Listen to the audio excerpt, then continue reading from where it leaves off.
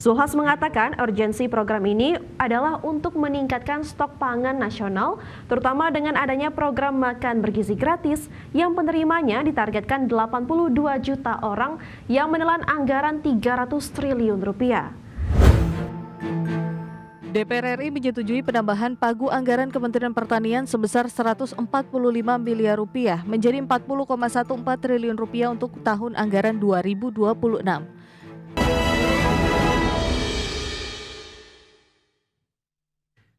Menteri Koordinator Bidang Pangan Zulkifli Hasan mengatakan pemerintah akan mempercepat pembangunan kawasan swasembada pangan, energi, dan air nasional di Merauke, Papua Selatan. Zulhas mengatakan urgensi program ini adalah untuk meningkatkan stok pangan nasional, terutama dengan adanya program makan bergizi gratis yang penerimanya ditargetkan 82 juta orang yang menelan anggaran 300 triliun rupiah.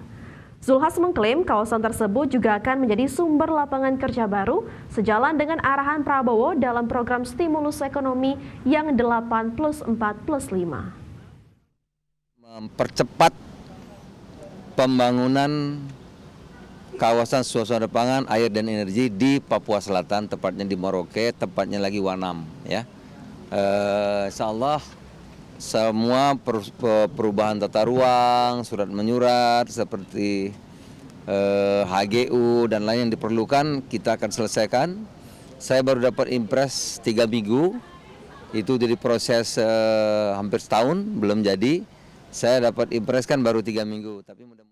Pemirsa, DPR RI menyetujui penambahan pagu anggaran Kementerian Pertanian sebesar 145 miliar rupiah menjadi 40,14 triliun untuk 2026. Ya, DPR meminta Kementan berfokus pada peningkatan produksi komoditas strategis. DPR RI menyetujui penambahan pagu anggaran Kementerian Pertanian sebesar 145 miliar rupiah menjadi 40,14 triliun rupiah untuk tahun anggaran 2026. Ketua Komisi 4 DPR RI Siti Hediati Soeharto atau Titik Soeharto meminta agar penyusunan rencana kerja dan program Kementan berfokus pada peningkatan produksi komoditas strategis yang berdampak langsung kepada petani serta disesuaikan dengan potensi daerah dan agroekosistem. Komisi 4 DPR RI menyetujui pagu anggaran Kementerian Pertanian tahun anggaran 2026 sesuai hasil pembahasan rancangan Undang-Undang APBN tahun anggaran 2026 oleh Badan Anggaran DPR RI yang semula sebesar 40 triliun rupiah mengalami penambahan anggaran sebesar 145 miliar rupiah sehingga pagu anggaran Kementerian Pertanian tahun anggaran 2026 menjadi sebesar 40 triliun 145 miliar rupiah. Dalam kesempatan yang sama, Wakil Menteri Pertanian Sudaryono mengatakan tambahan anggaran tersebut untuk mendukung sejumlah kegiatan yang telah direncanakan seperti jalan usaha tani sebanyak 492 unit sebesar 54,12 miliar. Dengan demikian, total JUT pada 2026 akan mencapai 1.000 unit. Tambahan anggaran utamanya dialokasikan pada kegiatan yang memenuhi kriteria. 1. Program yang sejalan dengan prioritas dan direktif dari Bapak Presiden. Yang kedua, merupakan tugas dan fungsi utama yang belum dialokasikan.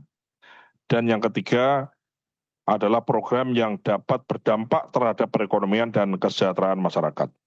Kementan juga akan melakukan pengembangan durian seluas 4.300 hektar sebesar 60,08 miliar rupiah, serta bantuan unggas sebanyak 92.500 ekor senilai 30,08 miliar rupiah.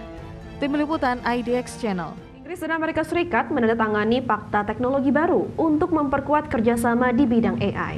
Ya, informasi yang akan kami hadirkan usai jeda berikut, tetap bersama kami.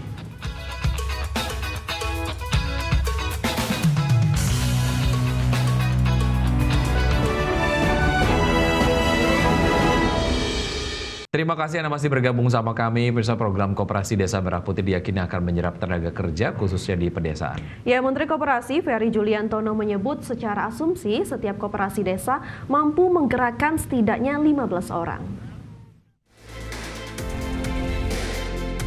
Program Koperasi Desa Merah Putih yang digagas pemerintah disebut-sebut akan berperan penting dalam penyerapan tenaga kerja di perdesaan. Menurut Menteri Koperasi Ferry Juliantono, secara asumsi setiap koperasi desa mampu menggerakkan setidaknya 15 orang. 5 diantaranya sebagai pengurus inti dan sekitar 10 lainnya terlibat dalam unit-unit usaha koperasi.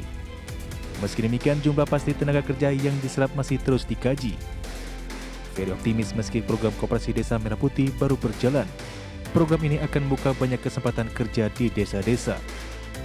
Pemerintah mencatat saat ini baru sekitar 100 koperasi desa yang sudah beroperasi, sementara total 1.000 koperasi tengah dalam tahap pencairan dana, setelah anggarannya disiapkan oleh Kementerian Keuangan.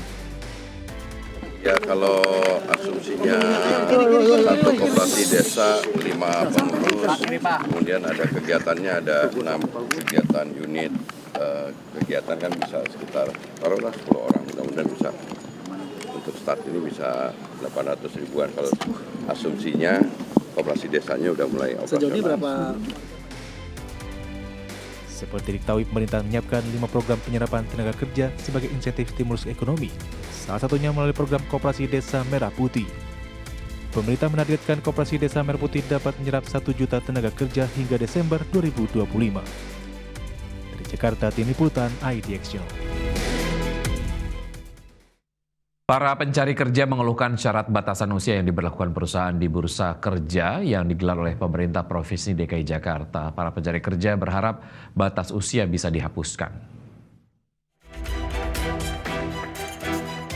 Ratusan pencari kerja yang berasal dari Jakarta dan luar Jakarta memadati Bursa Kerja yang digelar Dinas Tenaga Kerja, Transmigrasi, dan Energi Pemerintah Provinsi DKI Jakarta. Terdapat sekitar 47 tenan perusahaan yang membuka lowongan kerja, mulai dari sektor retail, manufaktur, perbankan, hingga fintech. Meski demikian, sejumlah pencari kerja mengeluhkan syarat batas usia yang diberlakukan perusahaan.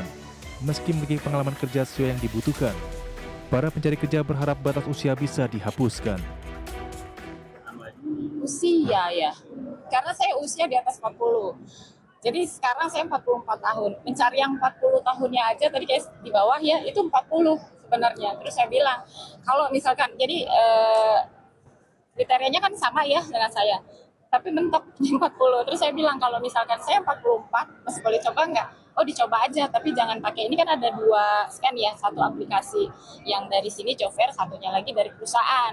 Nah, dia mengarahkan untuk yang di perusahaan, jangan di sini, karena yang dari sini itu hanya 40 tahun. Ya sudah, saya coba yang di sini langsung.